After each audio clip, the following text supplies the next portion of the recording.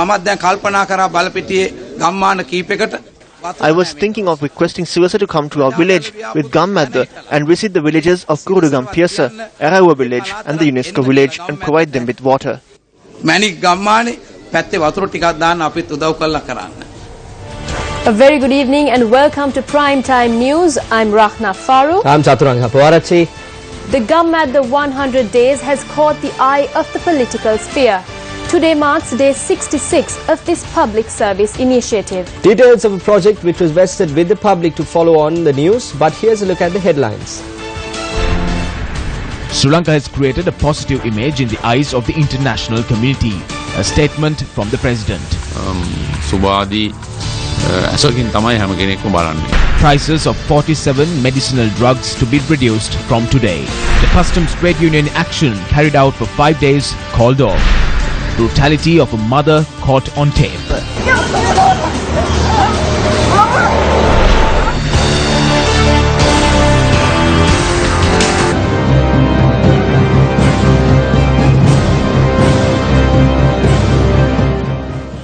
President Maithripala Sirisena, who is in the United States of America to attend the 71st sessions of the United Nations General Assembly, attended a media briefing in New York.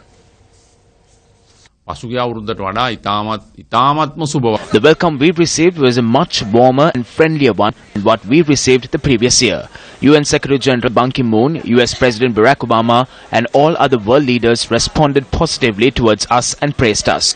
The world is looking at us positively with regard to the implementation of human rights, judicial independence and on the implementation of the good governance as well as democracy. We need to be happy about it. Mr. President, the US presidential elections will take place on the 8th of November. With election of a new president, will there be a change in Sri Lanka's policy? There will be no policy change from Sri Lanka. I do not think that there will be an issue, no matter who wins the election. The president commented on his future overseas visits. I have received many invitations. However, I have taken a decision to scale some of them back. During the next month, I will visit 3 countries. I will travel to Bangkok for a summit and then to India. We requested to postpone the visit to the United Arab Emirates till January. The visit to Iran is also scheduled for next month, making it 5 overseas visits. We have made requests to postpone other visits to January and February next year. That is how the schedule is prepared. President Maithripala Sirisena attended the UN high-level meeting on non-communicable diseases held in New York on the sidelines of the UN General Assembly. The Director General of the World Health Organization, Dr. Margaret Chan, had commended President Maithripala Sirisena for the steps taken to develop the health services sector in the country. Defence Secretary Gotabaya Rajapaksa in Kandy today on charges made by Field Marshal Sarath Fonseca regarding Lasantha Wickrematunge's murder. Sarath Fonseca made a number of allegations in connection to Lasantha Wickrematunge's murder. Those are the charges that are levelled every day. Journalists then asked the former Defence Secretary on whether he would enter politics. I am not accustomed to doing politics. You need a different set of qualities to engage in politics. When it comes to me, I work with emotion and with dedication. Therefore, I am not sure if those are qualities that are usually possessed by politicians.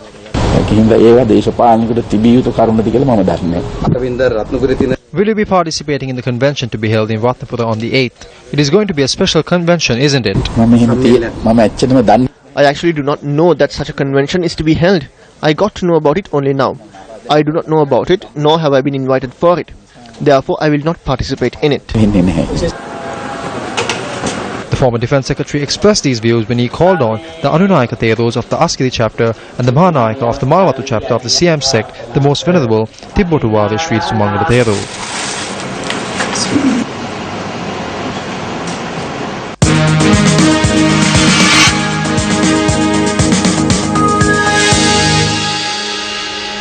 The 5-day-long Work to Rule campaign launched by customs trade unions was called off this evening.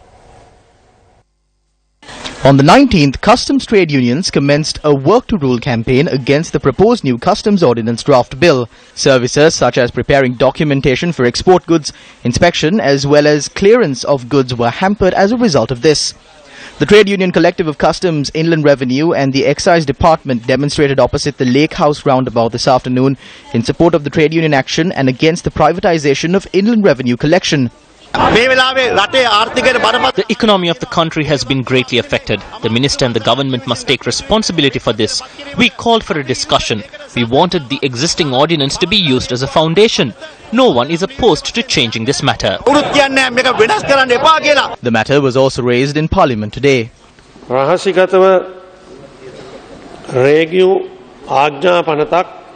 This issue can only be resolved by disbanding the committee that was appointed in secret to prepare the customs ordinance and by holding productive discussions with the trade unions. The state and private sector are reaching an agreement on the amendments. The Department of Customs is on a work to rule campaign. Mr. Speaker, this is one of the institutes that generate revenue for the country. It would be appropriate if the Prime Minister can respond.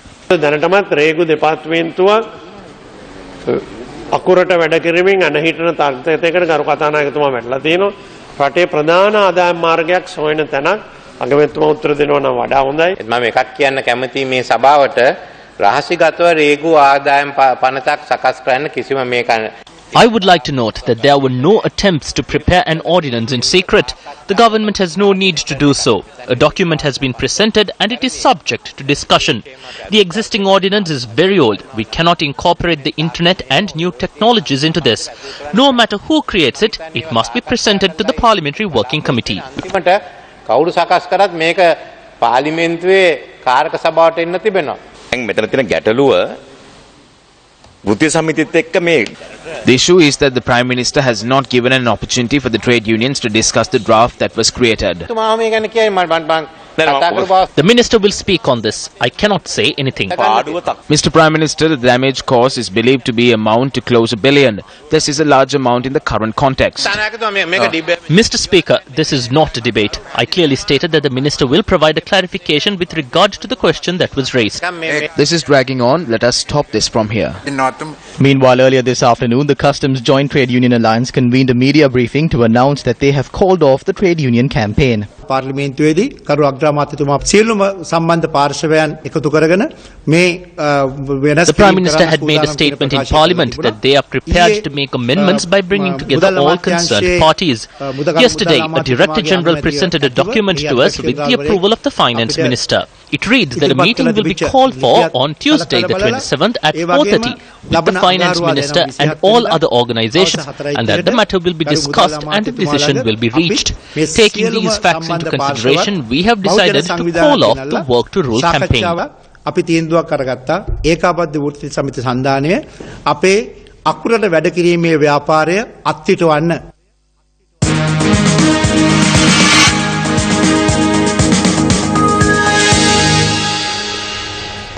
A woman who tortured a child in the Neerveli area in Jaffna was placed under remand custody after being produced before the Jaffna Magistrates Court. The woman was arrested by police after a complaint was lodged by the National Child Protection Authority after inspecting a video of the incident that is circulating on social media. This video was released to the internet by a provincial journalist who saw this child being brutally assaulted by her stepmother.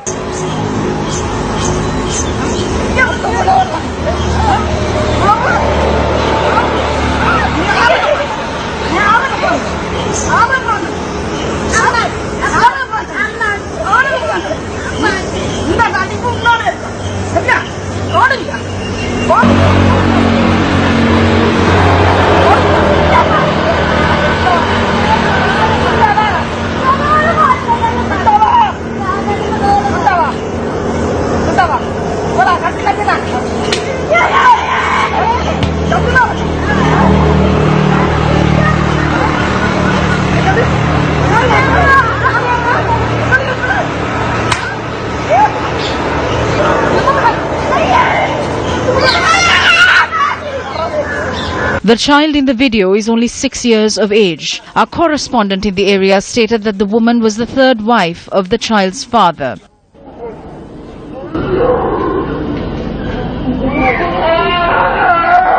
Two children, in addition to the child in the video, were taken into police custody and placed at the SOS Children's Village in Nayanman Kattu. Meanwhile, an individual was arrested in the Valia area in Minuangoda for assaulting his son. The police stated that the arrest was made based on a call received through the police emergency hotline. The 9-year-old child is receiving treatment at the Gampaha hospital with burn wounds.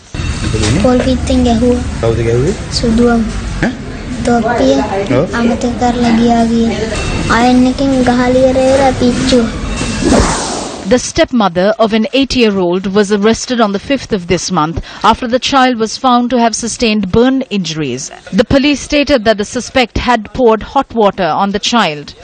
Officials and civil activists commented on these incidents where children have been subjected to brutal acts of torture.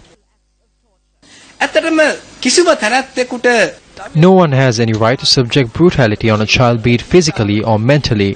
According to the law, it is considered as a crime. The punishment would be a prison sentence, not more than or not less than 2 years.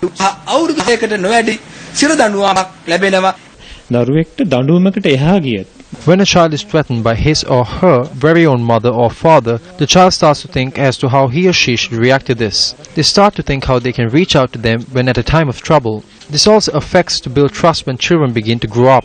As children have developing brains, when they are intimidated or threatened, that causes a severe impact on the responses for the future. It is important that adults think on how they approach children and how to control their anger without showing it on to the children. I am indeed surprised at the cruelty that parents and other relatives show towards the children. That shows that those who are doing those cruel things are themselves not fit to be members of society. Those people who are performing those things are themselves simply not fit to stay in society. They should be punished, actually. Society should take them to task. In our local news, the government has reached a decision to reduce the prices of 47 essential pharmaceutical drugs. Minister of Health Dr. Rajitha Senaratne made the announcement at the Professor Senaka Bibile commemoration held at the Foundation Institute today.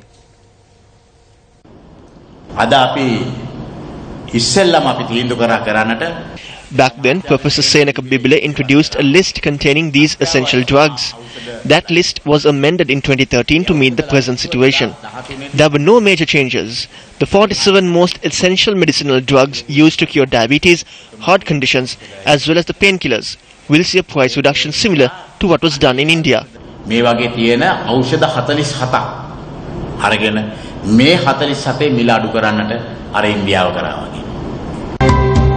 මෙයාගේ මහතට talk ගොඩ අමාරු අපේ ආතට talk ගොඩ අමාරු තියෙනවා බොන්න වතුර නැහැ 100ක් ගත්තොත් 50කට වගොඩ අමාරුව තියෙනවා වගොඩ රෝගයේ සෑහෙන මේ පළාතේ පැතිරෙනවා දැන් ඉතින් අපිට සතුටුයි ළමයි හරි හොඳින් ඉඳී මේ ලැබෙන වතුර ටිකෙන් ජීවත් වීමේ වාග්ය ලැබෙනවා තවදුරටත්.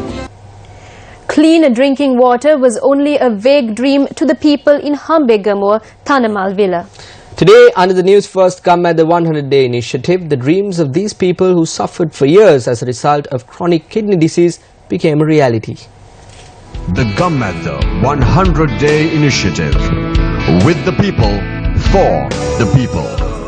The Hambegamoor settlement, which comes under the jurisdiction of the Thanamal Villa Divisional Secretariat, is one where people suffer day and night due to the difficulty in obtaining clean drinking water. Chronic kidney disease is rampant in the area and clean drinking water for these residents is similar to an elixir.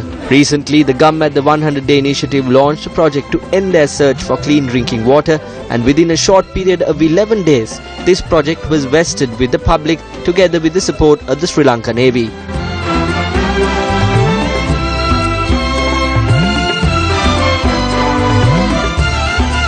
This event was graced by Deputy Area Commander of the South Eastern Naval Area, Commodore SP Kurukula Surya.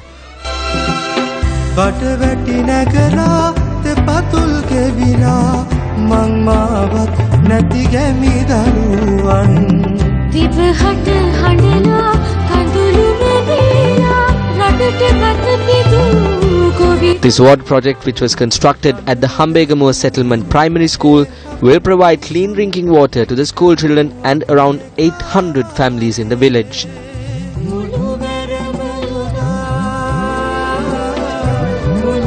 The people also joined in a tree planting program held in line with the activities of the Gammadda initiative.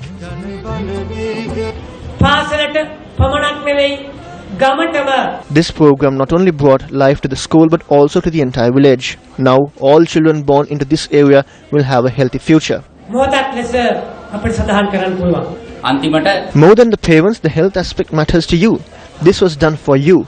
This small platform is where the great speakers of tomorrow will be created. Maybe the most unexpected person with the most unexpected talent would rise from here to become an important member of our country. We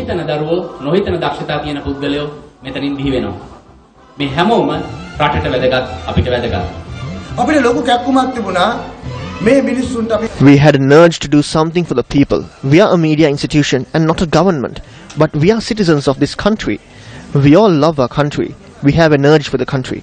The Sirasa Media Network nor any of us gain any personal benefit from this.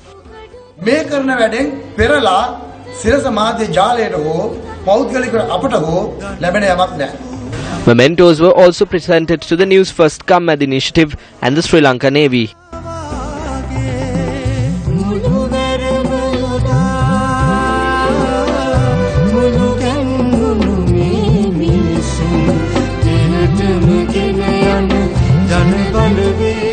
Today, some consumed clean drinking water after a very long time, while others for the very first time.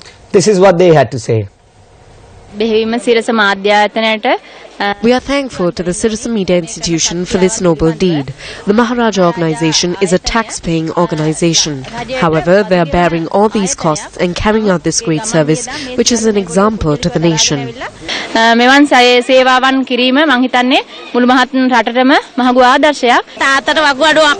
My father suffers from chronic kidney disease. My sister's daughter and husband died from it. My mother-in-law was another victim. I'm not sure if I will be next. We thank you for providing us with drinking water. All of you will be blessed for this great deed. This gives more strength to these people. News First takes a look back at the people whose dreams came true as a result of the Gammadda 100-day initiative.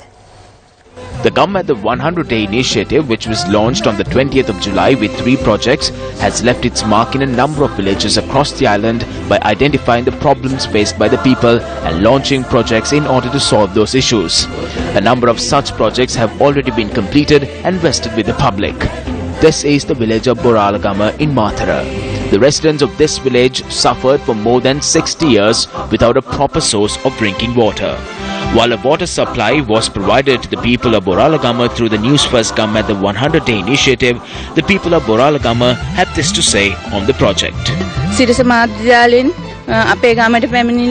It was a Sirasa Media institution that came to our village and made arrangements to provide us with water. We invoke our blessings to each and every one that helped us in every possible way.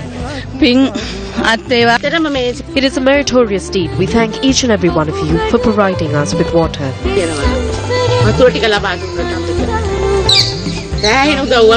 Meanwhile, the fisherfolk in Chilahu received a signal lamppost through the Gammadda 100-day initiative in order to ease their hardship of bringing their boats ashore, had this to say on the project. We cannot express our gratitude in words. We suffered a lot. Now we have a light to engage in our fishing activities. Just a day before this light was fixed, an individual died. After the light was fixed, so far no fatalities were reported. We will never forget this day. As a fisherman, on behalf of the fishing community, I thank the Sirasa Media Institution. The Island newspaper published an article today citing a statement made by the Director General of the Government Information Department, Dr. Ranga Kalansurya. According to the article, Dr. Kalansurya says that the collection as well as the distribution of donations is not the responsibility of the media organizations. Instead, they should provide accurate information to the public. However, at 2 meetings today, members of 2 leading political parties praised the Newsfirst Gammadda initiative. Shanta Bandari, the chairman of the Sri Lankan Freedom Party Youth Front, made these comments at the SLFP headquarters. Despite various governments implementing programs to eradicate poverty, there are many who suffer due to poverty. We must speak honestly about it, and we should find solutions. I hope the other media institutions will not be angered. These days, through the Gammadda initiative on Sirasa, we see the shortcomings and hardships faced by rural communities. Their issues are being communicated to the entire nation. Ashoka Danavansa, the UMP Southern Provincial Councillor, expressed the following on the Gammadda 100 Days initiative at an event in Balapitiya. Many things are being highlighted through the Gammadda initiative of the Sirasa media. People are funding projects and they are carried out. Several villages in Balapitiya do not have the access to water. Public water projects have come to a standstill. I was thinking of requesting Sirasa to come to our village with Gammadda and visit the villages of Kurudugam Piasa, Arawa village and the UNESCO village and provide them with water. After witnessing this story and the comments made by the Director General of the Information Department through the Newsfirst 7 p.m. prime time news bulletin on our sister channel Sirasa TV, advisor of the Anti-Corruption Front Kirti Tennakon responded in this manner. Today, there are a large number of necessities within the Sri Lankan community, not only during times of disaster, but also during their day-to-day life. When the government and other organizations cannot solve these problems, a certain responsibility falls upon media organizations to help address the issues of these people. The duty of the mass media has moved on from simply just reporting the news to addressing the issues within the society using the power of mass media.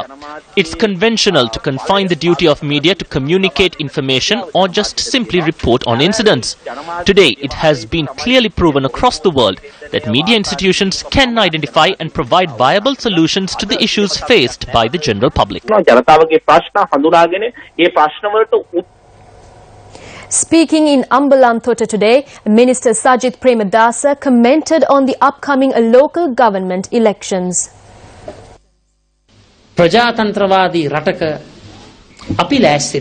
Living in a democratic country, we do not want to hold an election based on a flawed delimitation process.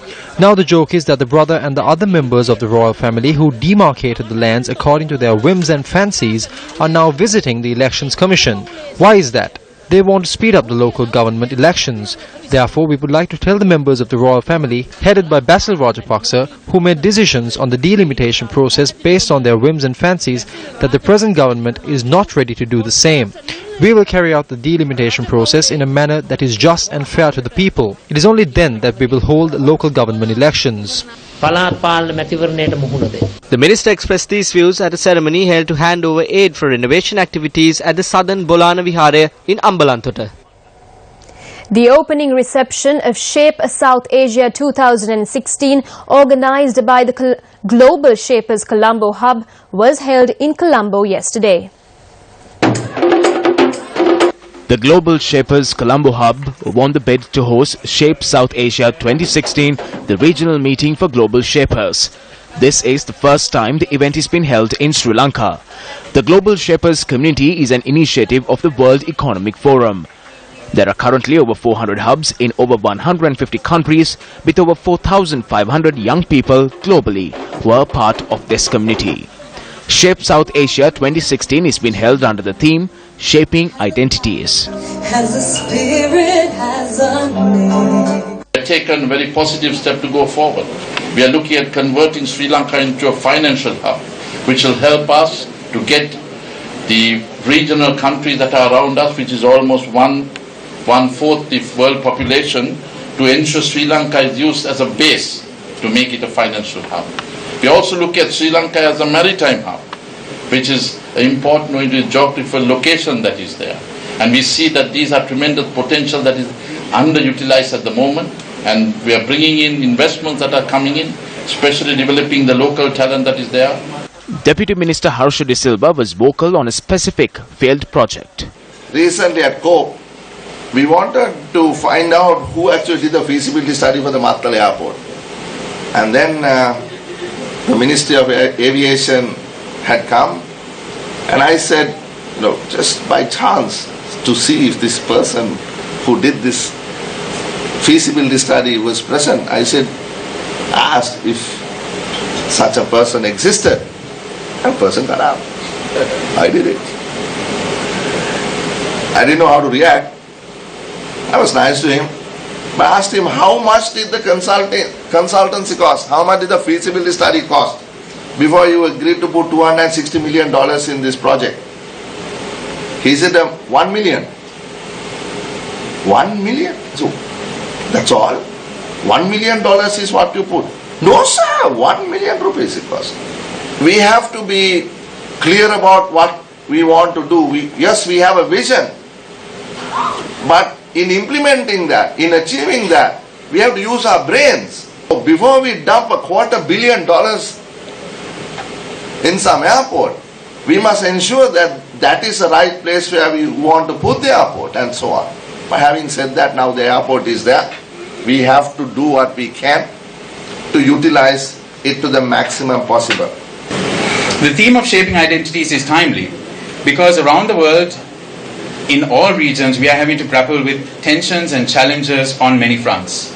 Society, community, individual identity, physical versus digital, gender, the environment, and the list goes on. Cities are now becoming beacons of growth and dynamism, but are also new hotspots of division and marginalization. Around the world, people are questioning our current growth models and governance structures and are increasingly looking to innovation and to young people to come up with new solutions.